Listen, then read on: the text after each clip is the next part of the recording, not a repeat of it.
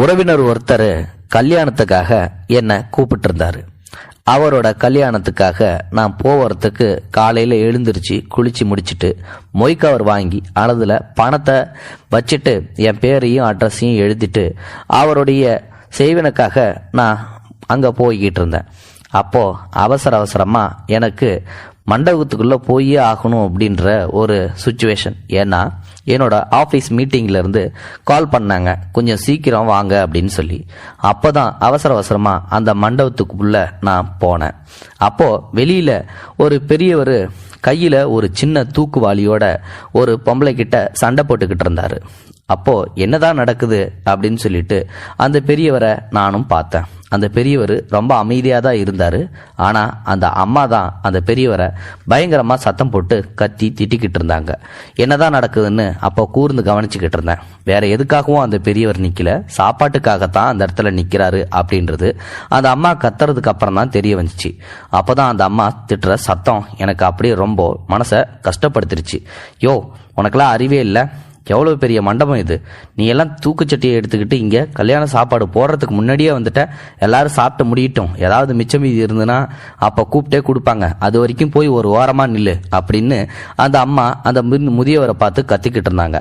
எனக்கு மனசு அப்படியே நொறுங்கி போயிடுச்சு, பாவம் அப்படின்னு சொல்லிட்டு நான் என்ன பண்ணேன், அந்த அம்மா போனதுக்கப்புறம் சரின்னு சொல்லிட்டு அவர்கிட்ட போனேன். அப்போது என்னை தம்பின்னு சொல்லி கூப்பிட்டாரு. என்னங்க தாத்தான்னு நானும் போய் கேட்டேன். அதுக்கப்புறம் அந்த பெரியவர் என்கிட்ட இந்த தூக்கில் கொஞ்சம் சோறு வாங்கி தரியாப்பா, எனக்கு ரொம்ப பசிக்குது, என் பொண்டாட்டிக்கு ரொம்ப பசிக்குதுப்பான்னு சொல்லி சொல்கிறாரு. அப்போது எனக்கு ரொம்ப அழுகழுகையாக வந்துருச்சு. இதுக்கு ஏன் பெரியவரே தயங்குறீங்க, வாங்க நான் உங்களை பந்தியிலே வந்து சாப்பிட உட்கார வைக்கிறேன்னு சொல்லி.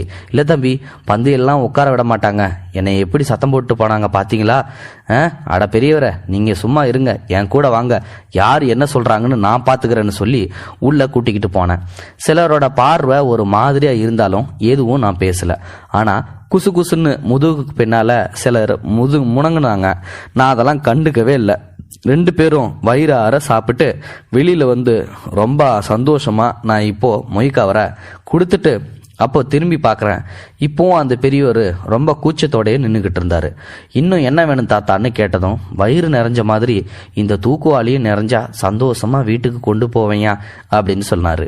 இதெல்லாம் ஒரு பெரிய விஷயமா, வாங்க போகலான்னு கூட்டிக்கிட்டு போய் பக்கத்தில் இருக்கிற கடையில் தூக்கு பாத்திரம் நிறைய பார்சல் சாப்பாடு வாங்கி கொடுத்தேன். மனுஷன் என்ன நினச்சாரோ போலன்னு கண்ணீரை உதுத்துட்டாரு. சம்பந்தமே இல்லாமல் என்னோட கண்ணும் லேசாக கலங்கிடுச்சு. வயிறு என்னமோ எல்லாருக்கும் ஒரு ஜாந்தான், ஆனால் அதை நிறைக்கிறது சிலருக்கு கடலை போல மிக நீளமானதான வாழ்க்கையாக இருக்குது. பாவம், இந்த முதியவருக்கும் அதே நிலைமை தான். இது மாதிரி உங்களுடைய விசேஷத்துலேயோ அல்லது நீங்கள் பார்க்குற இடத்துலையோ யாராவது தூக்குவாளியோடையோ அல்லது சாப்பாட்டுக்காகவோ கையாந்தினாங்கன்னா தயவு செஞ்சு அவங்களுக்கு ஒரு வாய் சாப்பாடு போடுங்க, உங்களுக்கு புண்ணியமாக போகும். அதுக்காகத்தான் இந்த பதிவை எல்லாரும் பார்க்குற மாதிரி நான் போட்டிருக்கேன். இந்த வீடியோ பற்றின கருத்துக்களை மறக்காமல் உங்களோட கமெண்ட் பாக்ஸில் சொல்லுங்கள். முடிந்தளவுக்கு இந்த வீடியோவை மற்றவங்களுக்கு ஷேர் பண்ணுங்கள். கூடவே நம்ம சேனலையும் சப்ஸ்கிரைப் பண்ணுங்கள். தேங்க்யூ ஃபார் வாட்சிங். இது போன்ற செய்திகளை உடனுக்குடன் நீங்கள் தெரிந்து கொள்ள மறக்காமல் எங்களுடைய சேனலை சப்ஸ்கிரைப் செய்யவும், கூடவே பக்கத்தில் வரும் பெல் ஐக்கானையும் கிளிக் செய்யவும்.